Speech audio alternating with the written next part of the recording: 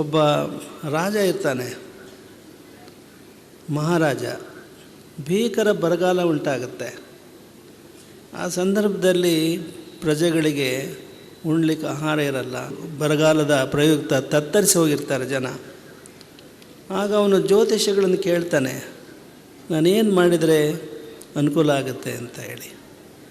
ಆಗ ಜ್ಯೋತಿಷಿಗಳು ಅವನಿಗೆ ಸಲಹೆ ಕೊಡ್ತಾರೆ, ನೀವೊಂದು ಅನ್ನದಾಸೋಹ ಮಾಡಿ, ಪಾರಾಯಣ ಮಾಡಿಸಿ ಅನ್ನದಾಸೋಹ ಮಾಡಿಸಿ ಅಂತ. ಅವನು ವೇದ ಪಾರಾಯಣ ಮಾಡಿಸಿ ಅನ್ನದಾಸೋಹ ಏರ್ಪಡಿಸ್ತಾನೆ. ಅರಮನೆಗೆ ಕರೆಸಿ ಎಲ್ಲ ಪ್ರಜೆಗಳಿಗೂ ದಾಸೋಹ ಏರ್ಪಡಿಸ್ತಾನೆ. ಆ ಸಂದರ್ಭದಲ್ಲಿ ಆಕಸ್ಮಿಕವಾಗಿ ಒಂದು ದುರ್ಘಟನೆ ಘಟಿಸುತ್ತೆ. ಏನು ಪ್ರಸಾದ ಸೇವನೆ ಮಾಡ್ತಿದ್ರು ಜನರು, ಅವರಲ್ಲಿ ಕೆಲವರು ಊಟ ಮಾಡಿದ ತಕ್ಷಣವೇ ಸತ್ತು ಹೋಗ್ಬಿಡ್ತಾರೆ. ವಿಷ ಬೆರೆಸಿರುತ್ತೆ, ಅಲ್ಲಿ ವಿಷ ಬೆರೆತಿರುತ್ತೆ. ರಾಜ ಭಾಳ ತನಿಖೆ ಮಾಡಿಸ್ತಾನೆ. ಏನು ತುಂಬ ದುಃಖಿತನಾಗ್ತಾನೆ. ಹೇಗೆ ವಿಷ ಬೆರೆತು ಹೀಗಾಯಿತು ಅಂತಂದು ಎಷ್ಟು ತನಿಖೆ ಮಾಡಿಸಿದ್ರು ಗೊತ್ತಾಗಲ್ಲ. ನಡೆದ ಘಟನೆ ಏನು, ದುರ್ಘಟನೆ ಕಾರಣ ಏನು ಅಂದರೆ, ಒಂದು ಆಕಾಶದಲ್ಲಿ ಗಿಡುಗ ಹೋಗ್ತಾಯಿತ್ತು. ಗಿಡುಗ ತನ್ನ ಕಾಲಲ್ಲಿ ಒಂದು ನಾಗರ ಹಾವನ್ನು ಹಿಡ್ಕೊಂಡಿತ್ತು. ಅರೆಜೀವ ಅದು ಕೊಸರಾಡಿ ಏನಾಗುತ್ತೆ, ಅದರ ಬಾಯಲ್ಲಿರ್ತಕ್ಕಂಥ ವಿಷ ಕೆಳಗೆ ಅಡುಗೆ ಮಾಡ್ತಕ್ಕಂಥ ಕೊಪ್ಪರಿಗೆ ಆಹಾರದಲ್ಲಿ ಬಿದ್ದುಬಿಡುತ್ತೆ, ಕೊಳಗದಲ್ಲಿ. ಯಾರು ಆ ಕೊಪ್ಪರಿಗೆ ಆಹಾರವನ್ನು ಊಟ ಮಾಡಿದರೋ ಅವರೆಲ್ಲರೂ ಸಾಯ್ತಾರೆ. ಈಗ ಇವನಿಗೆ ಜಿಜ್ಞಾಸೆ ಉಂಟಾಗುತ್ತೆ, ಯಾರಿಗೆ? ಚಿತ್ರಗುಪ್ತನಿಗೆ. ಇದನ್ನೆಲ್ಲ ಚಿತ್ರಗುಪ್ತ ನೀವು ನೋಡಿದ್ರಲ್ಲ, ಯಾರ ಖಾತೆಗೆ ಈ ಪಾಪ ಕೃತ್ಯವನ್ನು ಬರೀಬೇಕು? ರಾಜನಿಗೆ ಬರೀಬೇಕಾ? ಯಾರಿಗೆ ಬರೀಬೇಕು? ಏನು ಹದ್ದಿಗೆ ಬರೀಬೇಕಾ? ಹಾವಿಗೆ ಬರೀಬೇಕಾ? ಅವನಿಗೆ ತೋಚಲ್ಲ. ಅವನಿಗೆ ಯಾರಿಗೆ? ಚಿತ್ರಗುಪ್ತನಿಗೆ.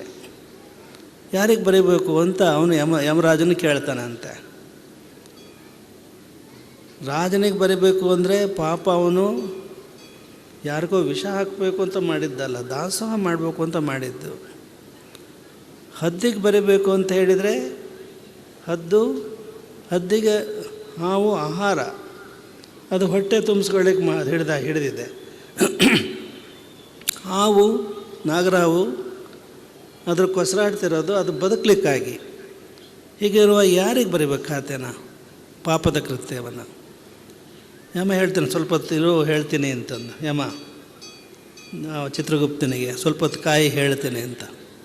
ಮುಂದೇನಾಗುತ್ತೆ ಅಂದರೆ, ಆ ದಾಸೋಹಕ್ಕೆ ಅಂತ ಬರ್ತಾ ಇರ್ತಾರಲ್ಲ ಜನ, ಎಲ್ಲಿದೆ ದಾಸೋಹ ಅಂತ, ದೊಡ್ಡ ಅರಮನೆ ಎಲ್ಲಿದೆ ದಾಸೋಹ ಅಂತ ಅವ್ರಿಗೆ ಗೊತ್ತಾಗಲ್ಲ. ಅಲ್ಲ ದ್ವಾರಪಾಲಕ ಇರ್ತಾನೆ ಅರಮನೆ ಮುಂಭಾಗದಲ್ಲಿ, ಅವನು ಕೇಳ್ತಾನೆ, ಎಲ್ಲಪ್ಪ ಎಲ್ಲಿ ದಾಸೋಹ ಅಂತ ಜನ ಕೇಳ್ತಾರೆ. ಅವನು ಏನು ಹೇಳ್ತಾನೆ ಅಂದರೆ, ನೀವು ಮೂರ್ಖರು, ದಾಸೋಹ ಏರ್ಪಡಿಸ್ತಾನೆ ಅಂತ ಬಂದಿದ್ದೀರಿ. ಇವನು ಭಾಳ ಕೆಟ್ಟ ರಾಜ, ಇವನ್ನೆಲ್ಲ ಸಾಯಿಸ್ತಾನೆ, ನಿಮಗೆಲ್ಲ ಅನ್ನ ಹಾಕಿ ಹೊರಟೋಗ್ರಿ ಅಂತ ಹೇಳ್ತಾನೆ ಅವನು. ಯಾರು? ದ್ವಾರಪಾಲಕ. ಅವನ ತಕ್ಷಣ ಯಮ ಹೇಳ್ತಾನೆ, ಇವನ ಖಾತೆಗೆ ನೀನು ಪಾಪಕೃತ್ಯ ಬರೀ ಅಂತ ಹೇಳ್ತಾನೆ. ಅರ್ಥವಾಯ್ತಾ ನಿಮಗೆ? ಅವನು ರಾಜನ ಸೇವಕ. ಅವನ ಅನ್ನ ಉಂಡು ಅವನಿಗೆ ದ್ರೋಹ ಬೈತಾನೆ. ಇವನು ಕೆಟ್ಟ ರಾಜ ಅಂತಂದರೆ ಇವನೇ ನಿಜವಾದ ಪಾಪಿ. ಈ ಪಾಪಕೃತ್ಯಕ್ಕೆ ಇವನಿಗೆ ಶಿಕ್ಷೆ ಆಗಬೇಕು, ಅವನ ಖಾತೆಗೆ ಸೇರಿಸು ಅಂತಾನೆ. ಮಾಡಿದವರ ಪಾಪ ಆಡಿದವರ ಬಾಯಿಯಲ್ಲಿ ಅನ್ನೋದಕ್ಕೆ ಇದು ಉದಾಹರಣೆ, ಪುರಾಣದಲ್ಲಿ ಬರತಕ್ಕಂಥದ್ದು.